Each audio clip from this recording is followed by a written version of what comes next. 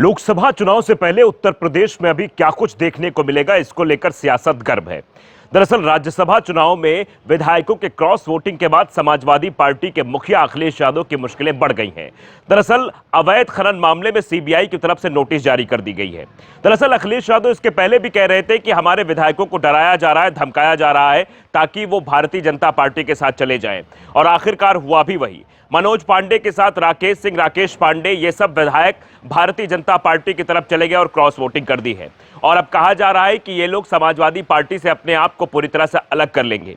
यानी सीधे तौर पर बीजेपी की हठधर्मिता और बीजेपी की तानेशाही रवैये की वजह से विपक्ष पूरी तरीके से कमजोर होता जा रहा है। और आने वाले समय में जिस तरीके के हालात बनते हुए दिखाई दे रहे हैं, वो भी इसी ओर इशारा कर रहे हैं कि विपक्ष अब उत्तर प्रदेश में भी पूरी तरह से समाप्त हो जाएगा।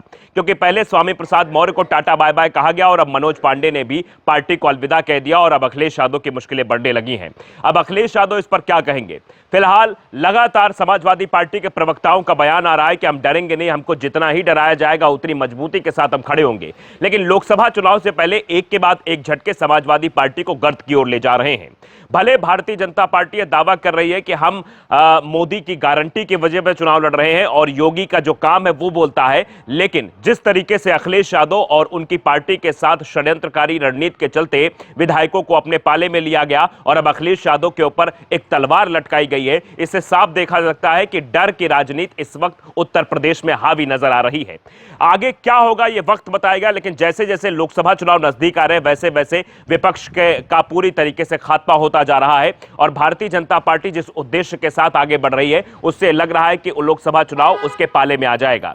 ईवीएम का मुद्दा भी उठा हुआ है। ईवीएम का मुद्दा अब साइड होता दिखाई दे रहा है। इस वक्त राज्यसभा चुनाव में जिस तरीके से भारतीय जनता पार्टी ने अलग अलग राज्यों में पैतरे चले हैं, उसके आगे विपक्षी पूरी तरीके से ढेर हो गए हैं। हिमाचल प्रदेश में भले ही कांग्रेस की सरकार रही हो, लेकिन कांग्रेस के विधायक ही 6 विधायकों ने क्रॉस वोटिंग करके भारतीय जनता पार्टी के प्रत्याशी को वोट दे दिया। जहां मामला बिल्कुल एक तरफा था, वहां मामला टाई हो गया और टाई के बाद जो नतीजा निकलकर सामने आया वो भारतीय जनता पार्टी के पक्ष में गया और वहां पर ऑपरेशन लोटस की भी सुगबुगाहट दिखाई देने लगी थी। यानी भारतीय जनता पार्टी हमेशा से विपक्ष को खात्मे को लेकर एक सिद्धांत के रूप में चल रही है। चाहे हिमाचल प्रदेश हो या फिर उत्तर प्रदेश हो, इन दो राज्यों में पूरी तरीके से सुगबुगाहट तेज है। सारा दिन हिमाचल प्रदेश में हलचल रही कि अगर राज्यसभा चुनाव में विधायकों ने क्रॉस वोटिंग कर दी है तो आने वाले जो चुनाव हैं उसमें भी भारतीय जनता पार्टी का वर्चस्व दिखाई देगा। लेकिन हिमाचल प्रदेश में साफ तौर पर यह कहा जा सकता है कि हिमाचल प्रदेश में तो सरकार परिवर्तन यानी ऑपरेशन लोटस की सुगबुगाहट तेज हो गई थी। फिलहाल वहां ऑपरेशन लोटस कामयाब होगा या नहीं होगा यह वक्त बताएगा, लेकिन उत्तर प्रदेश में अखिलेश यादव पूरी तरीके से कमजोर दिखाई दे रहे हैं।